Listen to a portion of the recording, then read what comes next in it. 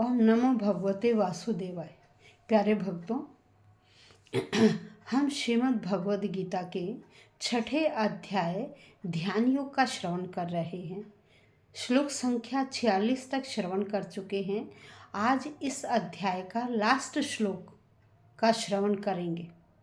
श्लोक संख्या 46 में हमने श्रवण किया था कि श्री कृष्ण भगवान अर्जुन से कहते हैं कि जो योगी व्यक्ति है वो तपस्वी, ज्ञानी और जो सकाम कर्मी है उन सब से बढ़कर या उन सब से श्रेष्ठ होता है। इसलिए हे अर्जुन, तुम पूर्ण रूप से योगी बनो। आज हम श्लोक संख्या 47 का श्रवण करेंगे, जिसमें कहा गया है कि जो व्यक्ति पूर्ण रूप से मेरा भजन करता है, मुझ में लीन रहता है, ऐसा व्यक्ति सबसे श्रेष्ठ है।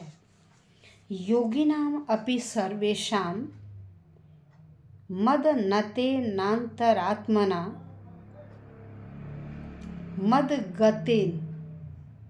मदगतेनान्तरात्मना श्रद्धावान भजते यो माम स मे युक्तो तमो मतः।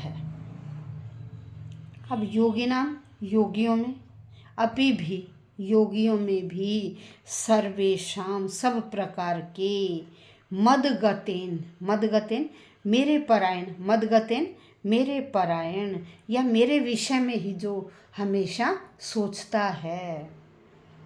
अंतरात्मा अपनी आत्मा से, अपने भीतर से जो व्यक्ति हर प्रकार से मेरे बारे में ही सोचता है, मेरे विषय में ही सोचता है। श्रद्धावान, ऐसा श्रद्धालु व्यक्ति, ऐसा पूर्ण श्रद्धावान व्यक्ति भजते प्रेम भक्ति का भजन करता है। यो जो माम मेरी स वह में मेरे द्वारा युक्ततम है, परम योगी, वह मेरे द्वारा परम योगी माना जाता है। श्री कृष्ण कहते हैं कि जो व्यक्ति मेरा ही भजन करता है उसको मैं परम योगी समझता हूँ।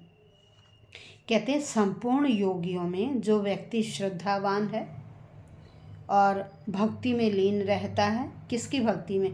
मेरी भक्ति में तल्लीन हुआ, मेरा ही भजन करता है, ऐसे व्यक्ति को मैं सबसे श्रेष्ठ योगी समझता हूँ। किन में? तपस्वियों में, ज्ञानियों में और कर्म योगियों में मैं उस योगी को जो मेरा ही भजन करता है, मुझ में ही लीन रहता है, ऐसे को मैं श्रेष्ठ समझता हूँ। वही क्या है? भगवान का भक्त सर्वश्रेष्ठ कहलाता है। इन्होंने कहा देखिए, योगी तो कभी कभी योग भ्रष्ट हो जाता है, ऐसे ही जो भक्त है वो कभी भी योग भ्रष्ट होता ही नहीं है, क्योंकि वह हमेशा भगवान के आश्रित रहता है। भगवान के आश्रित रहने के कारण भगवान हर समय उस व्यक्ति की रक्षा करते हैं।